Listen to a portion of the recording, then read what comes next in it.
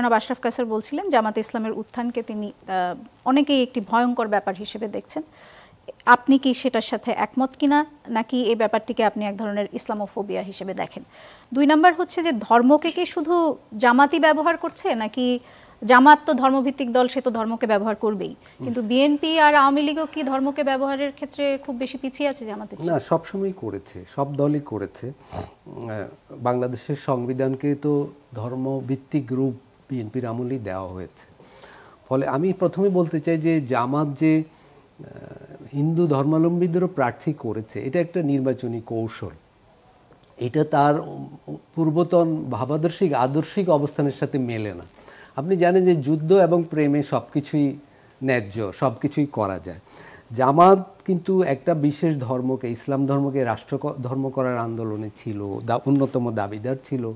তারা শরিয়া ভিত্তিক শাসন চায় এবং তাদের যিনি প্রতিষ্ঠাতা মাওলানা মওদুদির বইয়ে স্পষ্ট আছে, আমি দায়িত্ব নিয়ে বলছি, যে সংখ্যালঘুদের পার্লামেন্টে আনলে সে পার্লামেন্ট অশুদ্ধ হবে, এটা উনি বলেছেন।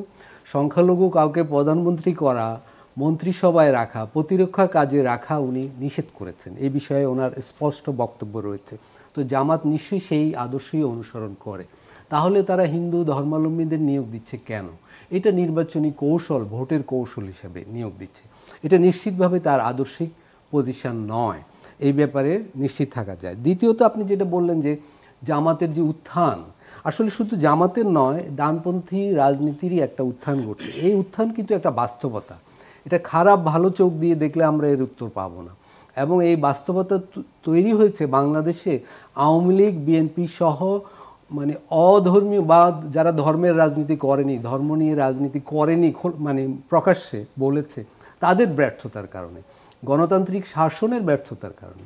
মুক্তিযুদ্ধের যে লক্ষ্যগুলো ছিল, 90-এর গণ অভ্যুত্থানের যে লক্ষ্যগুলো ছিল, সেগুলা যারা যেসব দল ক্ষমতায় এসেছে, বিএনপি আওয়ামী লীগই তো এসেছে বা জাতীয় পার্টি এসেছে, তারা সেগুলো পূরণ করতে পারেনি। মানুষ, দেশে এখনও 28% লোক দরিদ্র। এই দারিদ্র্যের সমস্যা এইসব দল সমাধান দিতে পারেনি, মার্কেট সিন্ডিকেটের সমাধান দিতে পারেনি। মানুষ এগুলার কারণে ভেবেছে যে এবার তাহলে অন্য দলকে একটা সুযোগ দিয়ে দেখা যায়, অন্য ছাত্র নেতৃত্বকে সুযোগ দিয়ে দেখা যায়। সেই জন্য ছাত্র সংসদগুলোতে ছাত্র শিবিরের নেতারা এসেছে। এই আসার পথে তারা কিছু মানে জনগণকে কিছু মানে ফিলান্থ্রপিক কাজ, দান খয়রাতের কাজও করেছে, ছাত্ররা সেটা পজিটিভলি নিয়েছে। জামাতও ওইভাবে এগিয়েছে। জামাতকে নিষিদ্ধ করে রাখা হয়েছিল, কিন্তু নিষিদ্ধ করলেও জামাত কাজ তো বন্ধ করেনি। গত 20 বছর যেসব দলে তরুণরা বেশি মাত্রায় যুক্ত হয়েছে, তার মধ্যে একটা হলো জামাত ইসলাম। তারা গ্রামে গঞ্জে, ঢাকায় তারা নিষিদ্ধ ছিল, প্রকাশ্যে নিষিদ্ধ ছিল, কিন্তু গ্রামে গঞ্জে তো তারা কাজ করেছে। সেই সাংগঠনিক কাজের একটা ফল তারা এবারের নির্বাচনে পেয়েছে এবং আগামীতেও পাবে। এটা হলো আসলে বাস্তবতা।